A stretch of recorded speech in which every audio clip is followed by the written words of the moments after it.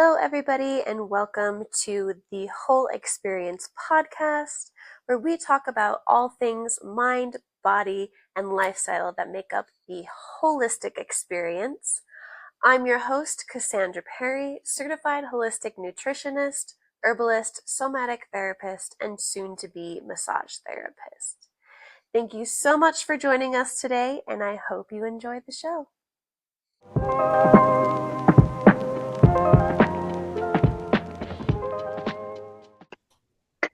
Today we'll be talking about somatics and art therapy, and we have the lovely Kate Hertwick with us to talk about it.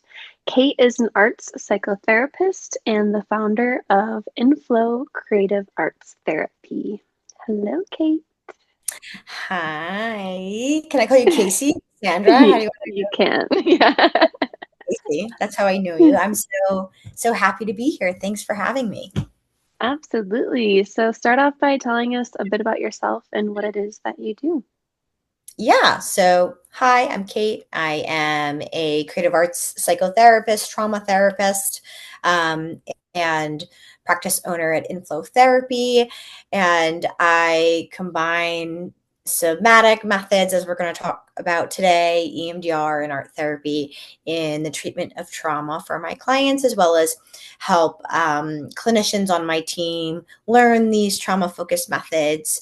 And I'm really passionate about educating other therapists and just deepening the trauma focused world, the art therapy world, the somatics world, and all the amazing opportunities there are to combine those methods, which we're going to get into today.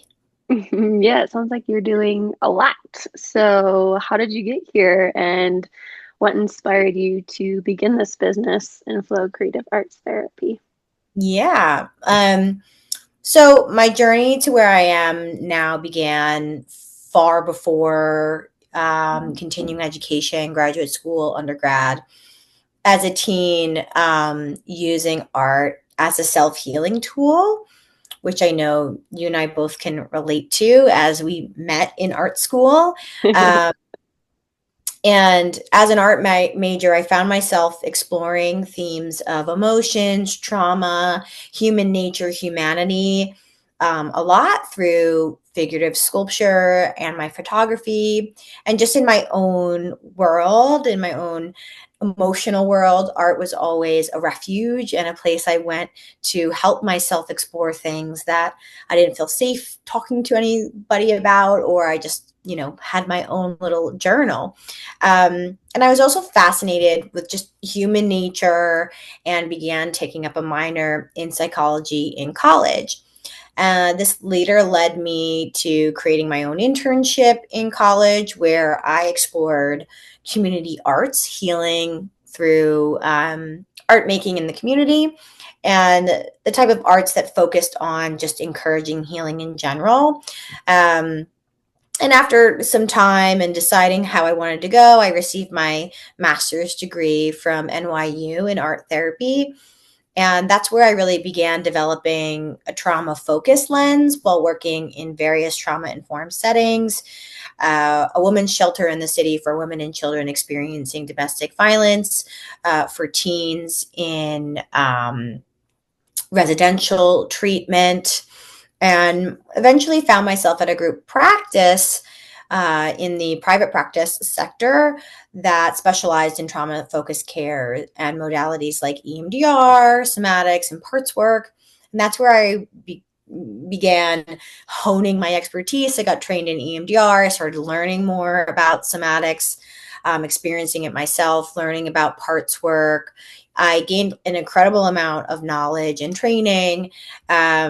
And through my own experiences of somatic therapy, embodiment, and clinical consultation, came to be where I am now. And I was inspired to create a group practice to impact as many lives as possible with that integrative somatic arts healing that's just so incredible. And the power of embodied and expressive healing modalities and helping to reach as many folks as I can with that, as well as help other therapists, specifically art therapists, learn more embodied approaches for healing trauma. Yeah. Amazing. I love the word embodied because I feel like as you're saying it feels different, right? Um, how would you say that your experience with trauma survivors specifically, or your clients who deal with trauma, would you say that embodied experience is a little different from talk therapy or other versions of therapy when you're talking specifically about EMDR or art therapy or somatics? How would you kind of categorize those, or how do you make them integrate in a way that has more impact and that full embodiment? Yeah. Yeah. So embodiment, first off, like defining what that means, right? And my definition would be like with the body, within the body, right? Embodied, where we're just with our bodies, we're experiencing our bodies. And trauma, whether you've experienced it yourself and know what it feels like, or just understanding how it affects our brain and our bodies and the way we move through the world, it encourages disembodiment. It encourages us to be out, not within our bodies, very much in our brain. I could go into the neurobiology of that, but we'll keep it that trauma makes you very much in your head. What you had experienced in your body or have experienced in your body, you cannot tolerate, right? So we see a lot of folks that cannot tolerate that emotional experience that we know we feel in our bodies, because there was a moment where that stress that they were experiencing, that physiological stress was too much for them.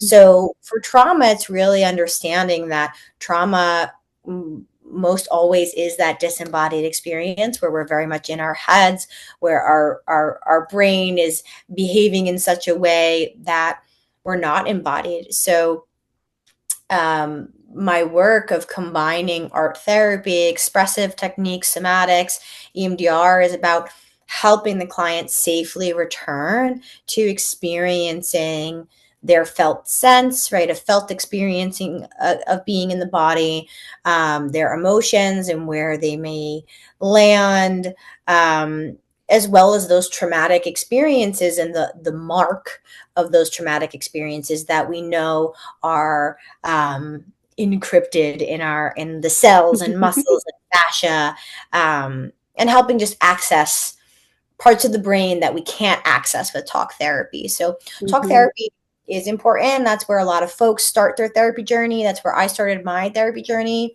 It is important to just be witness or have someone witness your pain and talk about it and feel comfortable.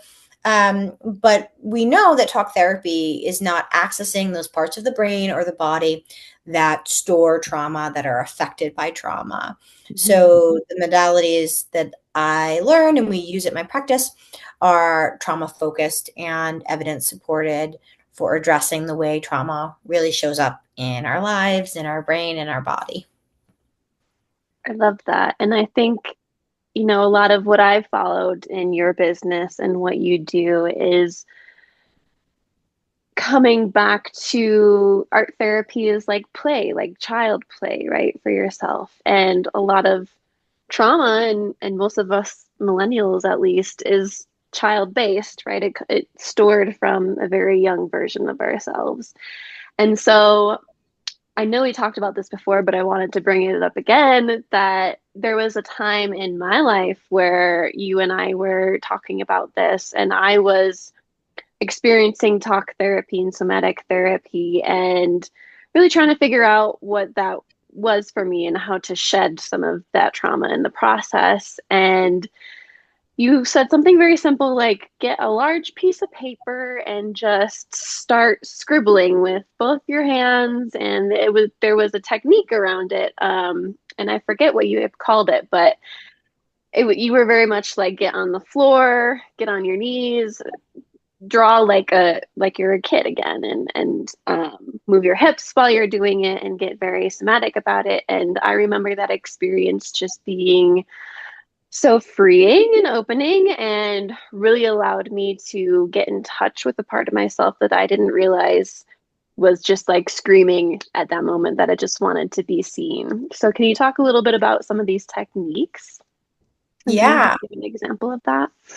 Yeah, so what you're referring to is bilateral drawing, with Mm-hmm. the use of both hands, um, and doing, whether you're crossing those hands or you're just doing left-right movements, maybe left and right together or alternating.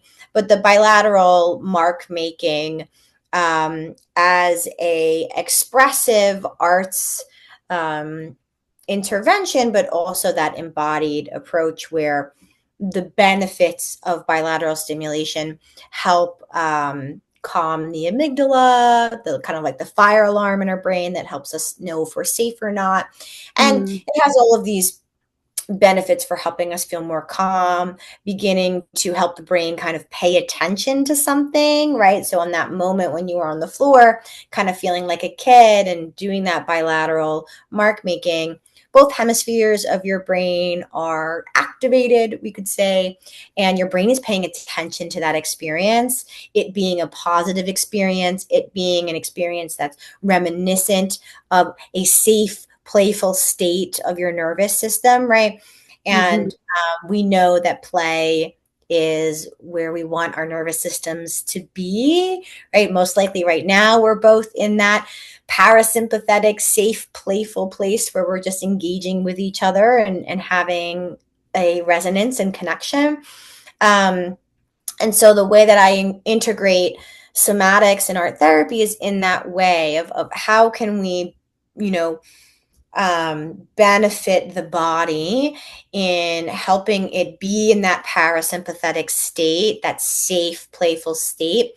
Maybe there is some traumatic material or upsetting material that may be coming up, but the client is within their window of tolerance, right? So there's these Mm-hmm. very regulating factors of art making that keep us tolerating, stuff that comes up, and there's a bigger container for trauma to come up. And yeah, so that adding art therapy to somatic work, um, is a really fun process where it's about following the client's lead and meeting them where their body's at, right? Some clients Mm-hmm.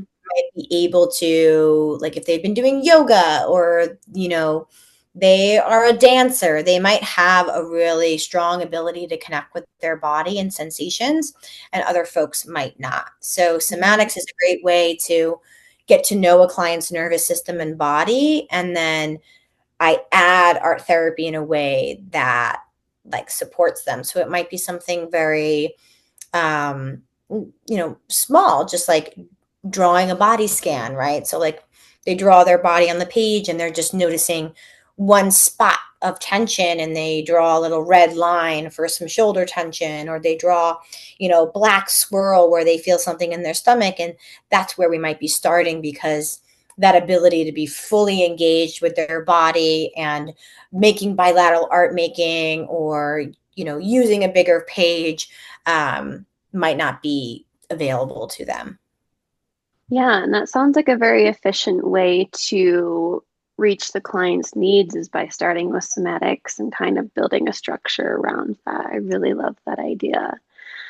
As far as your clients that you see and using some of these techniques, what are some of the results that you're used to getting with the clients that you work with? Yeah. So I work predominantly with adult women ages 30 to 60. I do see some teens. Um, and most often it's going to be folks that have reached a defining chapter in their lives, something that is stopping them from continuing on like they used to. They no longer can tolerate being in survival mode or Mm-hmm. autopilot. They feel like they're stuck. and they may be experiencing symptoms of anxiety or chronic nervous system dysregulation. And these women suffered from childhood emotional neglect, or just kind of know that they have some childhood trauma, maybe attachment trauma as young children. And it's almost like they come to us and have to relearn every aspect of themselves or how they want to live their lives, because they realize that these things on autopilot and the way that they've been living is survival mode, and these stuck patterns from trauma. Usually clients begin to experience a decrease in anxiety within 6 to 12 weeks when I'm just teaching them kind of these somatic techniques they can do at home, or just helping them better understand their specific nervous system patterns. Relief can come quite quickly when you just begin to realize that there's an ability to be in tune with your body, and really reducing that stress and anxiety around dysregulation, normalizing it. And so folks can feel a lot of relief from like a lot of like psychoeducation around that. And then depending on what methods are more appropriate for them, because each person is unique, within 2 years, most of our clients' lives look drastically different. Their relationships, their well-being, and their nervous systems operate differently. There's a more of an ability to shift into calm and ease, right? We all get anxious. I still get anxious. But there's a flexibility there to just get back to that calm and ease quicker. The most common benefit is a sense of flexibility, where their nervous system responses and their thoughts, and there's a deeper connection to yourself. So it's not that trauma therapy or the healing that we search for is like this fix to our lives, because life is lifing, right? And we're always going to have stuff, and we're always going to have things that challenge us, and it's how our body responds to that challenge. Do we freeze? Do we go into panic mode?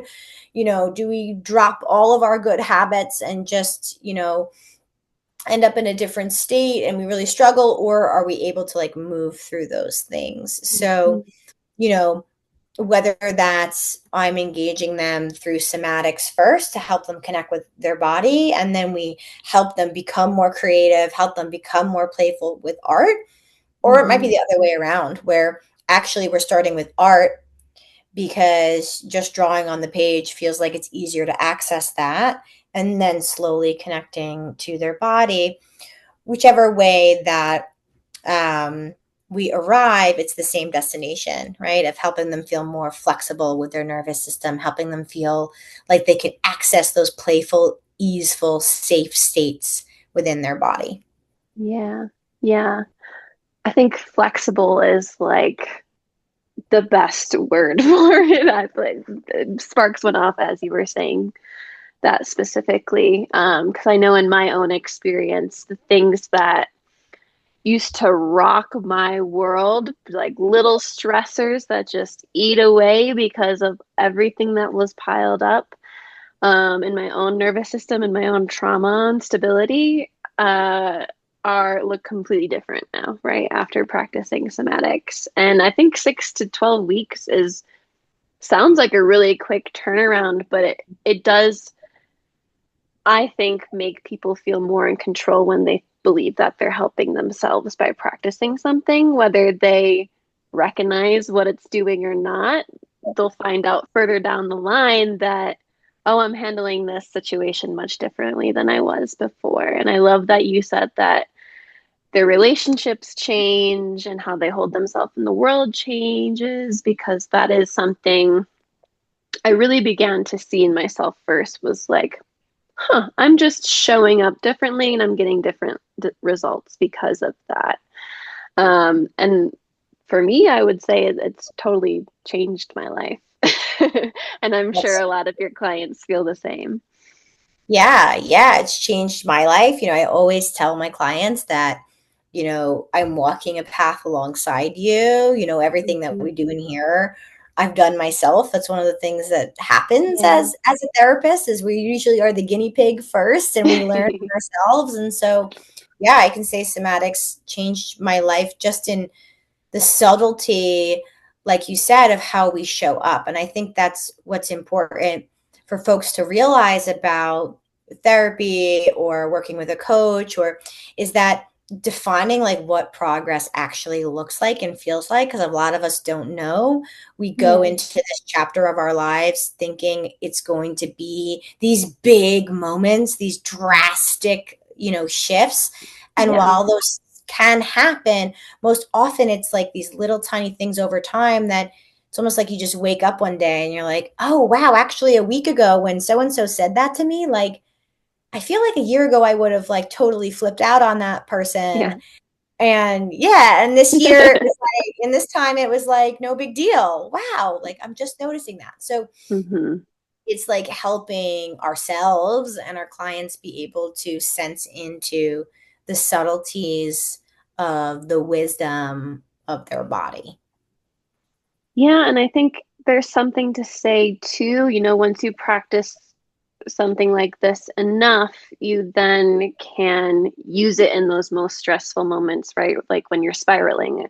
Um, that's something I've been trying to practice and implement with the clients that I work with, is making sure that you practice enough so that when you have that moment when you're in fight or flight or freeze or totally freaking out, that you can reach into your back pocket and take one of these practices and use it to your best ability in the moment when you need it most. And I think with that, it's something that makes you more empowered. I mean, for myself, even knowing that I was just spiraling yesterday, but my spirals have become a lot shorter because I Yeah. can get to a place quicker where I can say, I got me. If nothing else works out, I know I got me, and I got these tools and these resources that I've been practicing. So I'm always going to be good. And I think that's just the most beautiful magic of what this type of therapy can bring to one's life. Yeah, yeah. That return to self, right? It's I help my clients begin to realize that it's not about the moments we leave ourselves, it's about returning back, right? Mm-hmm. We're going to leave ourselves, right? Where there's going to be these moments where our body, our brain shifts into survival mode, because honestly, that's what our brain is designed to do. Our brain Mm-hmm. is designed to get stuff done, to run away from that big bad monster and survive. And so we're going to always have moments where our brain clicks into that moment, yeah, and we're spiraling, or we're totally obsessed with this one thing that has to work out, and it's like, how do we return to ourselves, right? And Mm-hmm. there's all different techniques to help us return to ourselves. I know we have connected on parts work because you've experienced parts work. I have as well. And I also utilize parts work, and just these ways that we notice these parts of ourselves that draw us away from connection to self, and those somatic tools, those creative tools that bring you back. And it's so like, to circle back to that moment where you're just on the floor like a little kid drawing and kind of using your whole body and just expressing and playing, that's bringing you back to yourself. Mm-hmm. And what I The most love about authentic, intuitive self. exactly, Yeah. yeah, authentic and intuitive. And also the one thing I love about art therapy, and it's a saying that all art therapists have, is that there's like no such thing as good art in the therapy session. There's no right or wrong. Like, it's not necessarily about what it looks like, it's about what it feels like. Mm-hmm. And art therapy is such a great partner to somatics, because somatics is the same way. It's about what it feels like. It's not Mm-hmm. about how we get there. It's all about the process. Yeah. And just through somatics is very process oriented, right? Where we're just connecting with whatever's showing up. And art therapy is the same way, connecting with whatever is showing up, right? What you want to put on the page, and it doesn't have to mean anything. And same thing with our bodies. It's like, yeah, we could analyze it, and that's what talk therapy does, right? We could analyze it, and there's some usefulness sometimes in that. But at the end of the day, like, if you're spiraling and you're anxious, okay, great.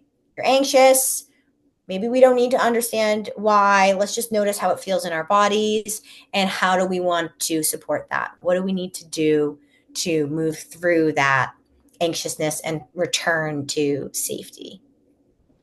It's helpful to, you know, as people are listening, just to like understand that there's parts of us that have survived by understanding, right? There's parts of us, I know for me, like I existed in intellectualization for most of my life, like 25 years of my life, where it helped me cope by understanding. And there's nothing wrong with that.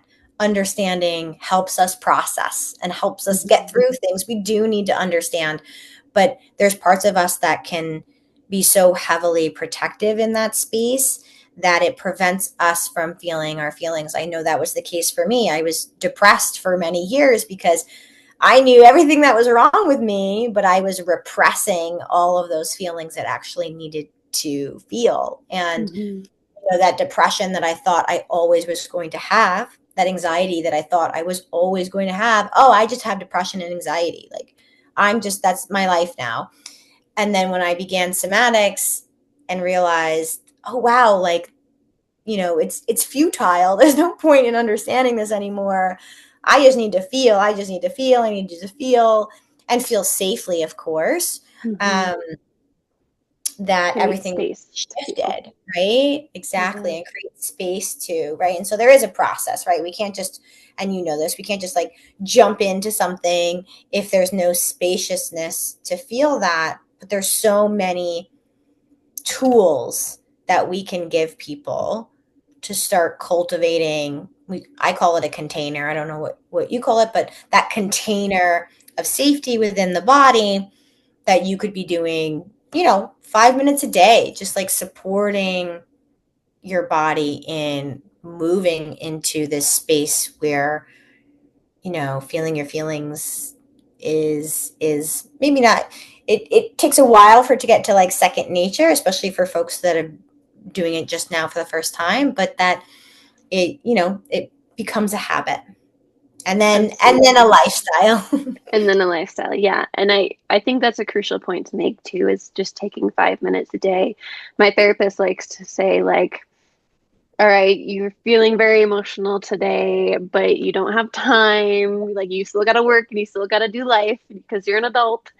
Can we just like put it in the box for now, like wrap it all up and then take it out later when you're ready, and give yourself a time limit of like how long you're able to express that and really feel into it, and then you can put it back in the box and just store it away, and then maybe tomorrow you want to bring the box back. So I think those visuals are kind of helpful too, but definitely being able to just say 5 minutes a day for yourself, like everybody should be able to do that. Yeah. So we can talk forever about these things, and maybe we'll do a part two, but we're running low on time. So lastly, I just wanted to talk about what you believe our listeners should take away from this episode. What is the most important piece you would like for them to take away? Yeah, I would love for listeners to understand that so many of our symptoms, our ailments, are rooted in chronic nervous system dysregulation. For most of us, it's chronic. I know for myself it was, and what that means is that we're just like stuck in those survival patterns that we unconsciously learned, one day in childhood or over time in childhood. And so to learn deep breathing skills and level, regulation skills are so necessary and they're helpful, but they will only go so far, just as like talk therapy will. That we want to be practicing those self-regulation techniques and the deep breathing. And then we want to begin to like almost imagine that we're preparing the container, right? We're like making a vessel, right? Where then we have the ability to go deeper and address those deep rooted patterns of activation in the body that need to be addressed with care, need to be addressed safely and slowly and over time. And so when these patterns have developed in early childhood, before we could even talk in full sentences, right? You need a practitioner that understands how to support someone through the body, through somatically, without talking, right? Mm-hmm. So whether that is somatics or art therapy, it's like go to someone, whether that's a coach or a therapist, go to someone that like is trained to help you heal and doesn't need to talk about it. Like they understand Mm-hmm. that we can do this a different way. Because there's so much that our bodies hold on to that have nothing to do with words and have all the things to do with feelings. And that this can't be done alone. Like there's an aspect of healing.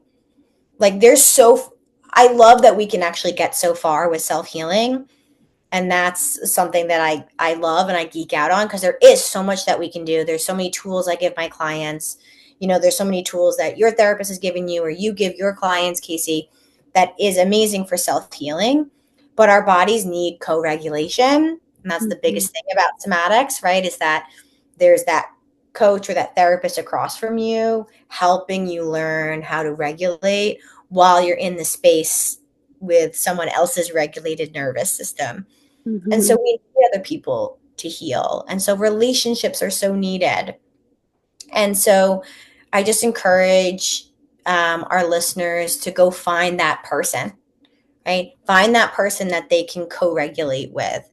It could be a friend, it could be a partner. If they can't afford working with a therapy or a coach, it's how can they create safe spaces in their life where they're regulating, where they're in contact with someone and they're feeling safe and playful, and two nervous systems are engaging in that safe, playful state. Like right now, we're co-regulating, right? And those healing experiences can exist. In far more places. Absolutely. And I love the message that you can just go explore something new, something different, something you haven't tried before. I think I've just in my personal experience have had some friends and people in my life say like, I don't think talk therapy works for me, or if I haven't found the right one. And I think that's an easy avenue to say, well, try something different. Try if you want different results, try something different. So I think this is a great area to dive into for those that are ready. And for those that are ready to dive into it, are there any particular projects or anything that you would like to share, or how can our listeners follow you? Yeah, so listeners can find us on Instagram at inflow_therapy. And actually, there we do have a current offer.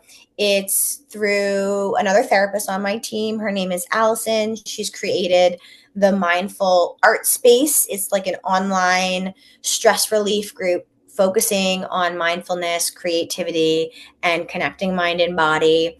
It's affordable. It's $25 a month for weekly groups run by an art therapist. So it's really accessible. It's a place people can go to, no pressure. Come on Zoom every Tuesday at 5 p.m. Eastern and just make art and learn mindfulness techniques. And again, super affordable, $25 a month. Come and go as you please, cancel anytime.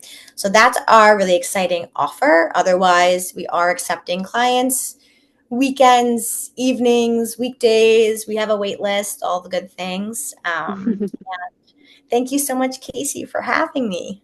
Absolutely. And of course, you have a wait list with all this information you had to share. But I love that you also have something to offer the community and everyone to come collectively and heal together and learn these tools together. So I love that. Go check out Inflow Therapy. And thank you so much, Kate. I really enjoyed having you. Yes, thank you so much, Casey. I'm excited for part two.